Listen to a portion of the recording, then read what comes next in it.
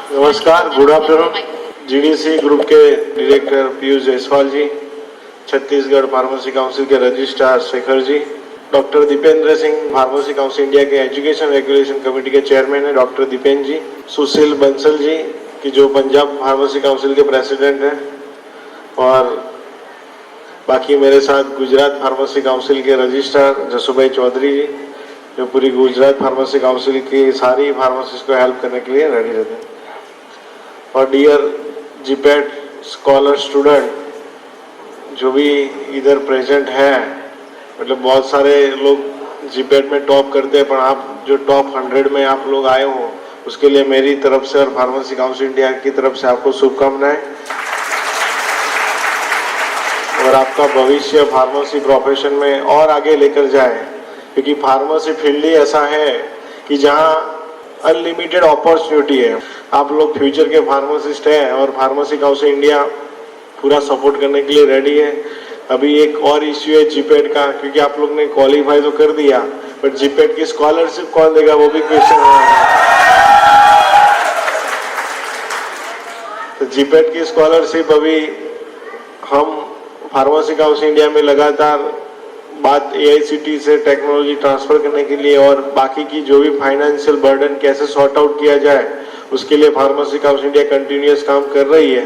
पर हम कोई भी ब्रेक आपकी स्कॉलरशिप में पड़ेगा नहीं, इतना हम एश्योर करते हैं, क्योंकि हम फार्मेसी काउंसिल इंडिया के सारे मेंबर उसके लिए चिंतित है कि एआईसीटी से हम पीसीआई पूरा अलग हो गया है, तो फार्मेसी पूरा अलग हो गया है, तो कैसे और से और हम उसको मदद किए और हमारे जितने भी जीपेट स्कॉलर स्टूडेंट हैं उनको कैसे मदद की जाए। मतलब कि बहुत सारे अभी आपका जो स्टाइफंड है 12,000 कुछ मिल रहा है, उसमें भी कैसे वर्कआउट करके एक प्रॉपर स्टाइफंड की अमाउंट भी फिक्स की जाए, और वो भी हम प्लान कर रहे हैं कि कैसे मतलब आपका कोई भी प्रॉब्लम, स्टूडेंट का प्रॉब्लम फार्मेसी काउंसिल इंडिया में कोई भी रुकेगा नहीं, वो तुरंत सॉर्ट आउट करेगा, क्योंकि इतने सालों से एआईसीटी और पीसीआई लगभग 2020 है तो 21 से हम अलग हो गए, फिर भी किसी ने मतलब एआईसीटी और फार्मेसी प्रोफेशन को पूरा अलग करने का और लीड लेने का सोचा नहीं था। पर हमारी जो नई टीम आई है फार्मेसी काउंसिल इंडिया में, उन्होंने पूरा प्रयत्न किया, और मुझे लगता है कि जीपेट का जो प्रॉब्लम था उसके लिए आज तक 5-6 मीटिंग हमारी ऑलरेडी हो चुकी है। तो बहुत सारा हमने जो पुरानी सिस्टम चल रही थी उसको चेंज करके नई टेक्नोलॉजी के साथ कैसे इंटीग्रेट किया जाए वो हमने काम किया है। बाकी पीसीआई ने जॉब पोर्टल भी बनाया है, लेकिन अभी थोड़ी वेबसाइट का प्रॉब्लम चल रहा है। मुझे लगता है 1-आध महीने में और हमारा जो पीसीआई का जॉब पोर्टल है वो भी अच्छी तरह चलने लग जाएगा। तो जो भी फार्मासिस्ट इधर बैठे हैं, क्योंकि आप तो ग्रेजुएट हो, आपके कलीग्स भी बहुत है जो जॉब ढूंढना चाहेंगे, तो उनको भी आप बोल सकते हो कि पीसीआई का जॉब पोर्टल से आप जॉब ले सकते हो। इवन गुजरात फार्मेसी काउंसिल का पोर्टल अभी चल रहा है, वहाँ पे गुजरात की वैकेंसी निकलती है, अगर कोई गुजरात जाके जॉब करना चाहता है तो उसके लिए अभी ओपन ही है। मुझे लगता है कि आप लोग भी टॉप डिग्री पीएचडी तक जाओ, मेरी शुभकामनाएं, और सारे स्टूडेंट का फ्यूचर ब्राइट रहे। पूरे इंडिया का फार्मेसी प्रोफेशन आगे बढ़ रहा है।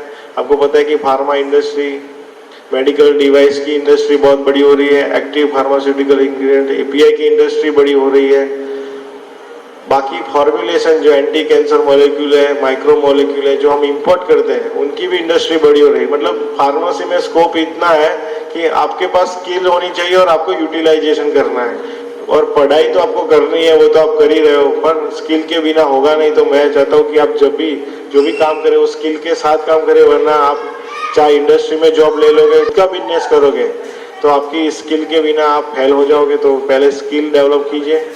और पेशेंट काउंसलिंग करके भी अभी हमने और एक विजन बनाया है कि पेशेंट काउंसलिंग करके कैसे फार्मेसी प्रोफेशन को आगे बढ़ाया जाए, क्योंकि अभी तक हम फार्मेसी स्टोर पर सिर्फ दवाई देते हैं और उसकी डिस्काउंट भी देते हैं। अब फार्मेसी की सर्विस, हमारा फार्मेसी प्रोफेशन है, कोई ट्रेडिंग बिजनेस नहीं है, तो हमारी सर्विस कैसे देके कैसे फीस लिया जाए। फार्मेसी प्रोफेशन जितने भी फार्मासिस्ट है, मतलब आप पेशेंट काउंसलिंग करके जो भी आपकी स्किल्स है उस हिसाब से आप फीस ले सकते हो। चाहे डॉक्टर अपनी स्किल की फीस लेता है, ऑपरेशन का चार्ज अलग रहता है, अपनी कंसल्टिंग फीस अलग रहता है, एडवोकेट अपनी अपनी फीस अलग लेता है, चार्टर्ड अकाउंटेंट अपनी फीस अलग लेता है, मतलब सारे प्रोफेशनल्स हैं। लेकिन हमारे फार्मेसी प्रोफेशनल कभी ऐसे सोचते नहीं है। तो हमको भी ये विजन के साथ आने वाले समय में कैसे पेशेंट काउंसलिंग करके उसकी फीस ले जाए, उसके बारे में सोचना पड़ेगा। इसीलिए अभी आपको पता है कि डायटिशियन भी 2-2 लाख 5-5 लाख रुपया फीस ले रहे हैं, 10-10 लाख फीस ले रहे हैं। उनके पास 1 साल का कोर्स रहता है और वो डायटिशियन का कोर्स करके सबको मतलब कंसल्टिंग देते हैं, पर उसके पास सिर्फ फूड का नॉलेज है। हमारे पास तो फूड का नॉलेज है, ड्रग का नॉलेज है, और पूरे सिंथेसिस मॉलिक्यूल कैसे बनते हैं वो पूरा डिटेल नॉलेज है। मतलब आपको एक एक एमिनो एसिड, एक एक फैटी एसिड सारा नॉलेज, एक एक प्रोटीन का नॉलेज है। फिर भी हमारे फार्मासिस्ट मतलब हम वैसे ही अब दवाई का काम करेंगे, या तो दवाई का डिस्काउंट देंगे, या तो इंडस्ट्री में जॉब करेंगे। तो ये भी हमको सोचना पड़ेगा कि पेशेंट काउंसलिंग करके डायटिशियन से आगे हम कैसे जाएं, और पेशेंट काउंसलिंग से हम कैसे हमारे फार्मासिस्ट को सेल्फ रिलायंट बना सकें। तो बहुत सारी बातें हैं कि जो हमको नया विजन के साथ काम हमारे फार्मासिस्ट को करना पड़ेगा। मैं आपके समक्ष इसीलिए रख रहा हूँ क्योंकि आप लोग आने वाले फ्यूचर हो। अगर आप नहीं सोचोगे तो फार्मेसी प्रोफेशन कभी नहीं सुधरेगा, वरना ऐसे ही चलता रहेगा। क्योंकि चाहे जितना टीचर मेहनत कर ले, चाहे फार्मेसी काउंसिल इंडिया मेहनत कर ले, आपको ही चेंज लाना पड़ेगा। आज के प्रोग्राम में जितने भी जीपेट के टॉप स्कॉलर हैं, उनकी फ्यूचर, उनकी पेरेंट्स, उनके परिवार को मैं शुभकामनाएं देता हूं, और आपका फ्यूचर एकदम ब्राइट रहे। और हमारी शुभकामनाएं फार्मेसी काउंसिल इंडिया की पूरे फार्मेसी प्रोफेशन की शुभकामनाएं आपके साथ है। Thank you. जय हिंद, जय भारत।